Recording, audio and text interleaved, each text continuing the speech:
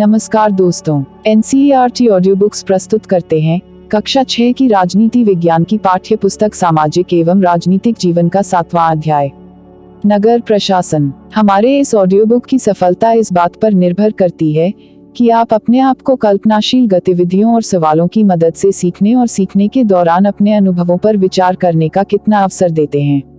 तो आइए अब शुरू करते हैं 7वां अध्याय नगर प्रशासन। एक गांव के मुकाबले शहर ज्यादा बड़ा और अधिक फैला हुआ होता है। शहर की गलियां ज्यादा चौड़ी होती है, यहाँ के बाजारों में ज्यादा भीड़ भाड़ होती है, पानी और बिजली की सुविधाएं होती हैं, अस्पताल होते हैं, यहाँ बहुत ज्यादा वाहन होते हैं और यातायात को नियंत्रित करना पड़ता है। क्या आपने कभी सोचा है कि यह सब इतने सुचारू रूप से कैसे चलता है? कौन सी संस्था इन सब के लिए जिम्मेदार होती है? कैसे निर्णय लिए जाते हैं? कैसे योजनाएं बनाई जाती हैं? कौन लोग हैं जो यह सारा काम करते हैं? आइए उत्तर ढूंढने की कोशिश करते हैं। इतवार की एक अलसाई हुई दोपहर थी जब माला और उसके साथी शंकर, जहांगीर और रेहाना गली में क्रिकेट खेल रहे थे। शंकर ने बड़ा अच्छा ओवर फेंका था और रेहाना आउट होते होते बची थी। रेहाना के आउट न होने से शंकर हताश हो रहा था, इसीलिए उसने इस उम्मीद से कि वह कैच आउट हो जाएगी एक शॉर्ट बॉल फेंक दी। हुआ उल्टा ही। रेहाना ने इतनी तेजी से बल्ला घुमाया कि गेंद ऊपर गई और गली की ट्यूबलाइट टूट गई। रेहाना चिल्लाई, अरे यह मैंने क्या कर दिया? तो शंकर तपाक से बोला, अरे हम यह नियम बनाना भूल गए थे कि अगर तुम्हारी गेंद से गली की ट्यूबलाइट टूट जाएगी तो तुम आउट मानी जाओगी। तीनों ने ही तब शंकर को विकेट की चिंता छोड़ने के लिए कहा, क्योंकि जो हुआ वे उस बारे में ज्यादा चिंतित और परेशान हो रहे थे। पिछले हफ्ते उनसे निर्मला मौसी की खिड़की टूट गई थी, जिसको बदलने के लिए अपने जेब खर्च में से पैसे देने पड़े थे। क्या अब दोबारा जेब खर्च में से पैसे देने पड़ेंगे? और ये पैसे देंगे किसको? गली की ट्यूबलाइट बदलता कौन है? माला का घर सबसे पास था। चारों भागकर माला के घर गए और उसकी माँ को सब कुछ बता दिया। सारी बात सुनकर माला की माँ ने कहा कि उन्हें इस बारे में कुछ खास तो पता नहीं, बस यही मालूम है कि यह नगर निगम की जिम्मेदारी होती है। उन्होंने सुझाया, यास्मीन खाला से पूछना चाहिए, वे हाल ही में नगर निगम से सेवानिवृत्त हुई हैं।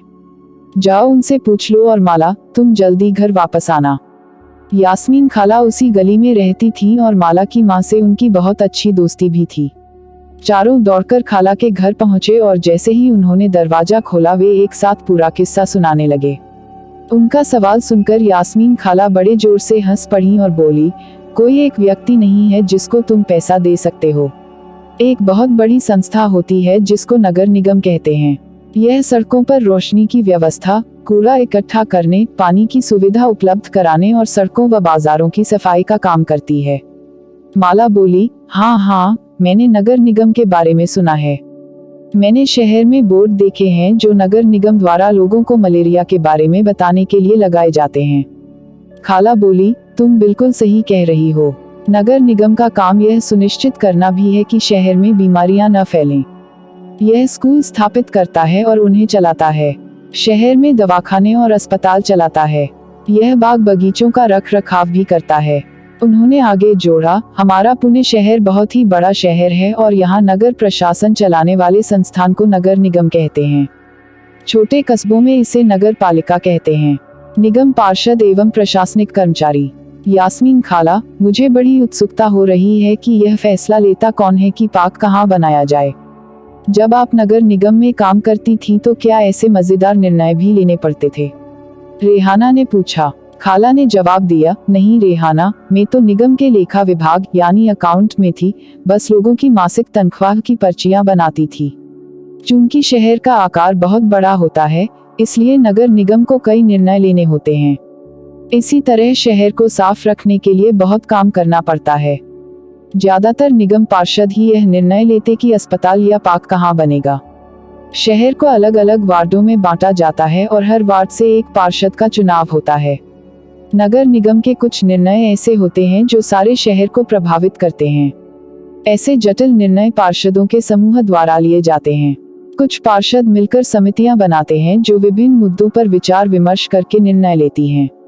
उदाहरण स्वरूप एक बस स्टैंड को बेहतर बनाना है या किसी भीड़भाड़ वाले बाजार का कचरा ज्यादा नियमित रूप से साफ करना है या फिर शहर के मुख्य नाले की सफाई होनी है।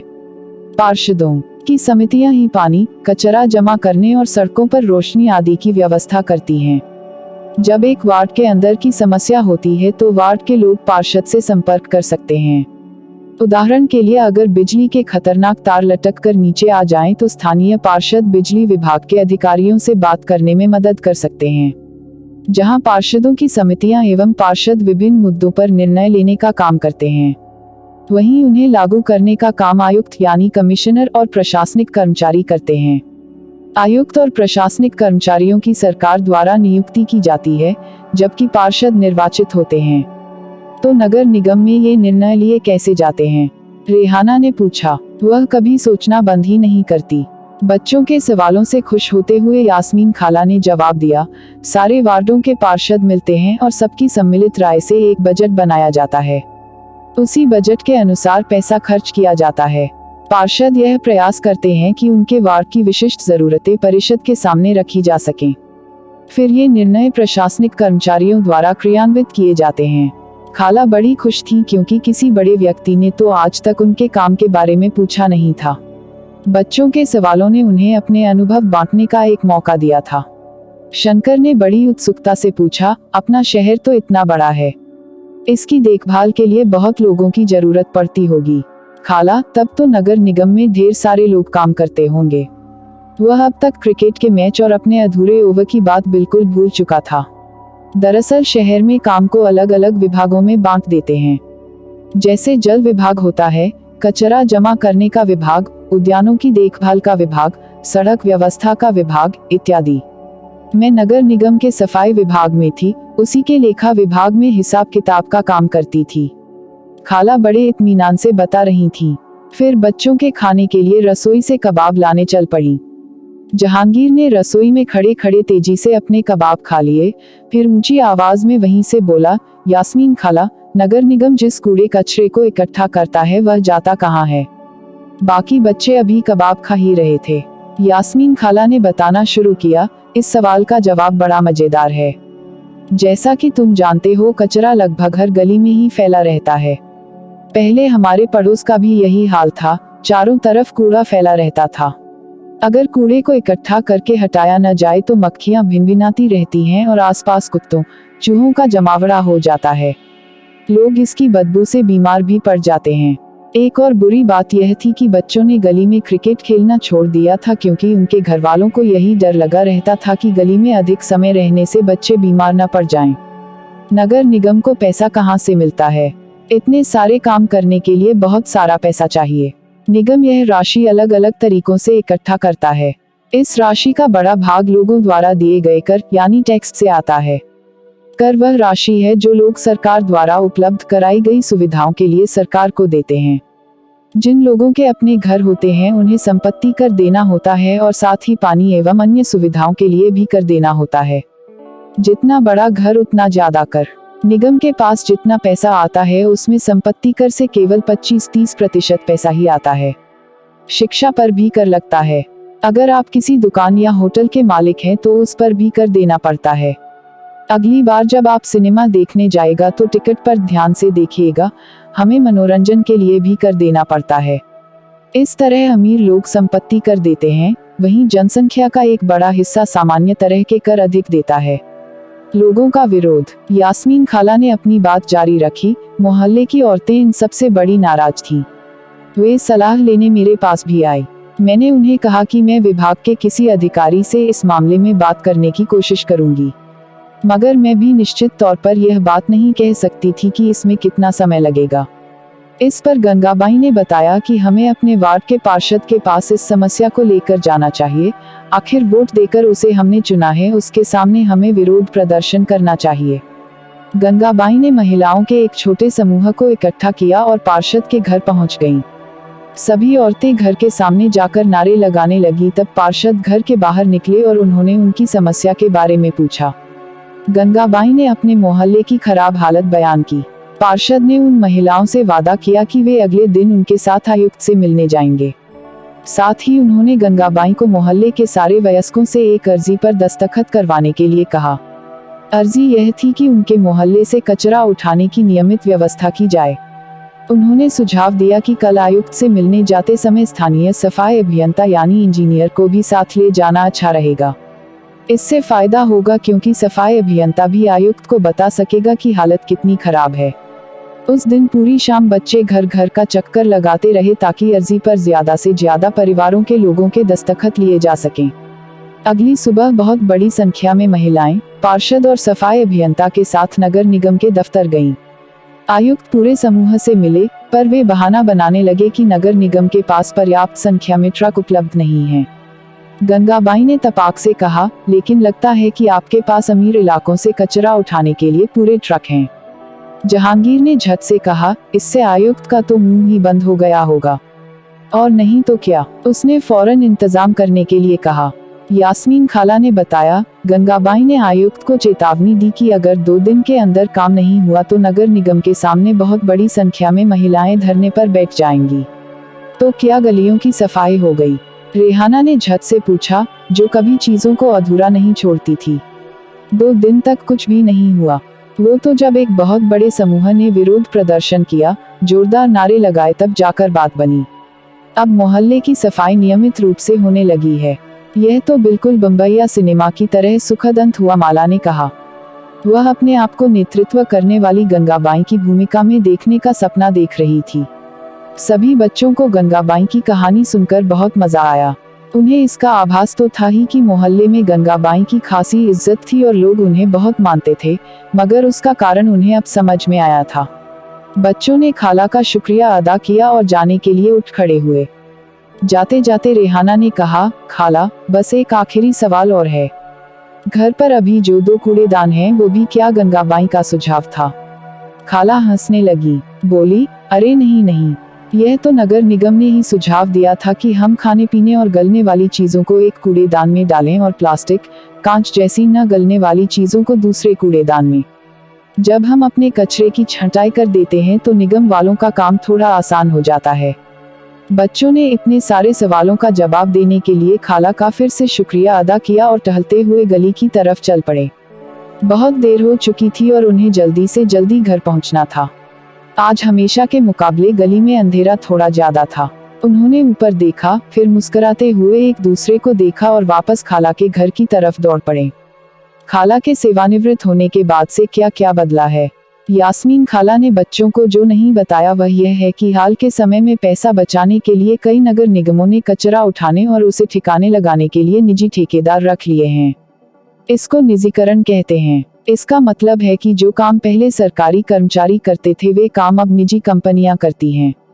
निजी ठेकेदार जिन मजदूरों को कचरा जमा करने और उठाने के काम पर लगाते हैं, उन्हें बहुत कम पैसा देते हैं। उन मजदूरों की नौकरी अस्थायी होती है। कचरा उठाने का काम काफी खतरनाक भी होता है। अक्सर उनके पास अपनी सुरक्षा के साधन नहीं होते हैं। अगर काम करते हुए वे घायल हो जाएं तो उनकी देखभाल करने वाला कोई नहीं। गंगाबाई किस बात का विरोध कर रही थी?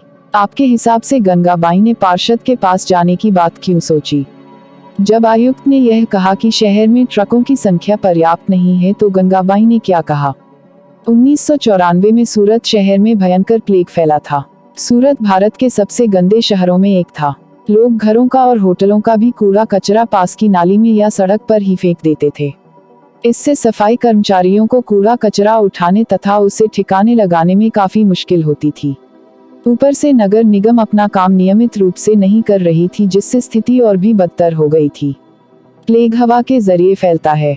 जिन लोगों को प्लेग हो जाए उन्हें दूसरों से अलग रखना पड़ता है। सूरत में उस साल बहुत से लोगों ने अपनी जान गंवाई। करीब 3 लाख से अधिक लोगों को शहर छोड़ना पड़ा।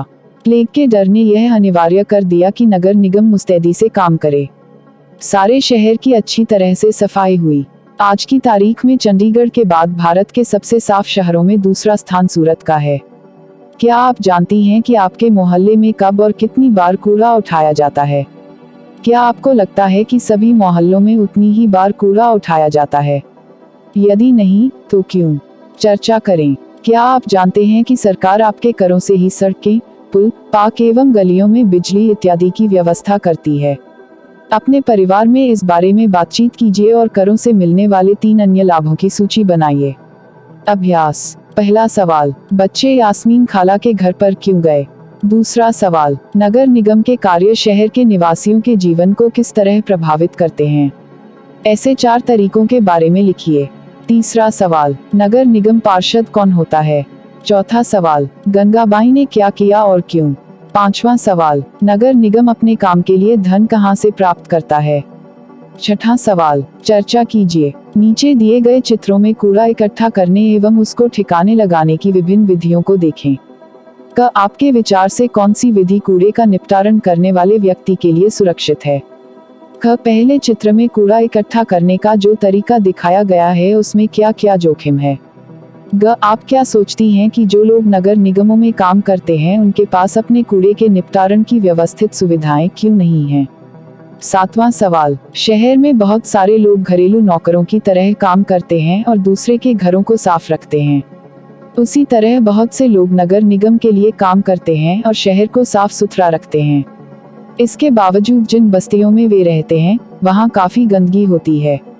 इसका कारण यह है कि इन बस्तियों में पानी एवं सफाई की सुविधा विरले ही होती है।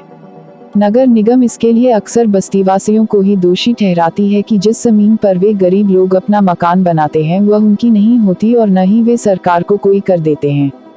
जबकि मध्यवर्ग के रिहायशी इलाकों में पार्क बनाने, गलियों में रोशनी की व्यवस्था करने और नियमित कूड़ा जमा करने आदि के काम पर जितना नगर निगम खर्च करता है उसकी तुलना में वहां रहने वाले लोग बहुत कम कर देते हैं। पाठ में भी आपने पढ़ा है कि नगर निगम को संपत्ति कर से कुल 25 से 30% ही आय होती है। क्या आपको लगता है कि निगम को बस्तियों की सफाई पर ज्यादा खर्च करना चाहिए? यह क्यों महत्वपूर्ण है और यह क्यों जरूरी है कि शहर में नगर निगम जो सुविधाएं धनी व्यक्तियों को मुहैया कराता है वही गरीबों को भी मिले? आठवां सवाल, नीचे दिए गए चित्र को देखें। भारत सरकार ने देश भर के ग्रामीण और शहरी क्षेत्रों में सफाई को बढ़ावा देने के लिए 2 अक्टूबर 2014 को स्वच्छ भारत मिशन का शुभारंभ किया। स्वच्छ भारत, स्वच्छ विद्यालय अभियान के तहत विद्यार्थियों के बीच स्वच्छता और साफ सफाई के बारे में जागरूकता पैदा करने के लिए स्कूलों में कई गतिविधियां भी चलाई जा रही हैं। आपके इलाके में नगरपालिका पंचायत द्वारा चलाए जा रहे स्वच्छ भारत अभियान के तरीकों को देखें। एक पोस्टर तैयार करें और इसे अपने स्कूल में प्रदर्शित करें। अगर हमारी ये ऑडियो बुक आपको पसंद आ रही है तो आप इस ऑडियो बुक को उन्हें भी शेयर करें जिसको इसकी जरूरत है, जिससे वो भी इसका लाभ उठा सकें। आपने इस ऑडियो बुक को ध्यान से सुना, उसके लिए आपका धन्यवाद। अब हम आपसे मिलेंगे इसी पाठ्य पुस्तक के 8वें अध्याय में, जिसका नाम है ग्रामीण क्षेत्र में आजीविका। तब तक के लिए खुश रहिए, मस्त रहिए और खूब मन लगाकर पढ़ाई कीजिए। जय हिंद, जय भारत।